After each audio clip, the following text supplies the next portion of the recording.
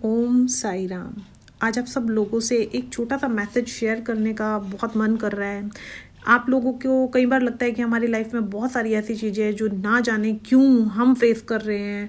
इतनी सारी चीज़ें हमने कोई कभी किसी का बुरा नहीं किया, आखिर मेरे साथ क्यों हो रहा है। ऐसे क्वेश्चन बहुत हैं जिनके मन में ये आती हैं। तो शायद आज मेरी इस बात से आपको उसका थोड़ा सा जवाब मिल जाए। एक्चुअली क्या होता है कि हमारी लाइफ में हमें कभी कभी जब हम फंसते हैं हमें टू डायरेक्शन ऑफकोर्स दिखती है। उनमें से हमने किसका चयन करना है ये हम पर होता है। फर्स्ट हमारे इस लाइफ के पुण्य, सेकंड हमारे पूर्व जन्म के किए हुए ऐसे कर्म जो हमें फंसाने का प्रयास करते हैं।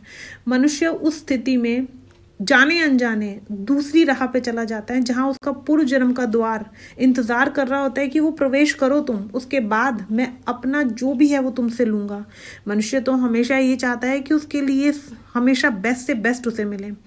जब हम उस दूसरे द्वार में घुस जाते हैं तब अनेक कठिनाइयों का सामना करना पड़ता है। मनुष्य को लगता है हमारा जीवन बहुत अजीब दिशा में चला गया है, पता नहीं कब इससे निकलेंगे भी या नहीं निकलेंगे। उस स्थिति में हम ईश्वर को कोसने लग जाते हैं। मैं आप सबसे बस इतना ही कहूँगी कि उस स्थिति में ईश्वर को मत कोसो, क्योंकि एक वो ही तो है। क्योंकि जिस द्वार में आप घुसे हो उसका अंत है भी या नहीं हमें नहीं पता कभी कभी, लेकिन हाँ अगर उस ईश्वर का हाथ पकड़ लिया तो वो श्योर डेफिनेटली आपके लिए एक रास्ता बनाएंगे और आपको उससे बाहर निकालेंगे। मनुष्य को कभी कभी अजीब सा लगता है कि अचानक यह सब मेरे साथ क्यों हुआ। नहीं, यह सिर्फ वह दो द्वार है जो हर मनुष्य के जीवन में आते हैं। कुछ मनुष्य धैर्यपूर्वक सोच विचार करके हृदय की बात सुनकर सही दिशा में घुसते हैं और कुछ थोड़ी सी करी हुई जल्दबाजी में उस द्वार में प्रवेश कर जाते हैं जहां उसका पूर्व जन्म का कर्म उसका इंतजार कर रहा होता है। इसीलिए शायद इस छोटे से एक मैसेज में आपको यह पता चले कि आखिर आपके जीवन में यह सब क्यों हो रहा है। शायद एक गलत स्टेप, मतलब वो सेकंड द्वार जहां इंसान नहीं जाना चाहेगा अपने पूर्व जन्म के किए हुए कर्मों का भोग भोगने के लिए, लेकिन जाने अनजाने हम उधर घुस जाते हैं।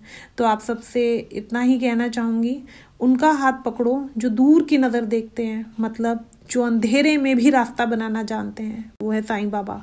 एक बार ऐसा मन में धारणा कि बाबा मैं नहीं जानती कि इस उलझन से कब निकलूंगी, लेकिन इतना जानती हूँ कि साईं आपकी नज़र तो दूर क्या देखती है ना। तो मेरा रास्ता, मेरे जीवन में वो रास्ता अब आपने ही बनाना है। जब आप मन से बाबा को पुकारोगे, देखना चाहे बाबा को खुद ही आकर वह द्वार बनाना पड़े, बाबा अवश्य आएंगे और आपके जीवन में से उस दुख का निवारण करेंगे।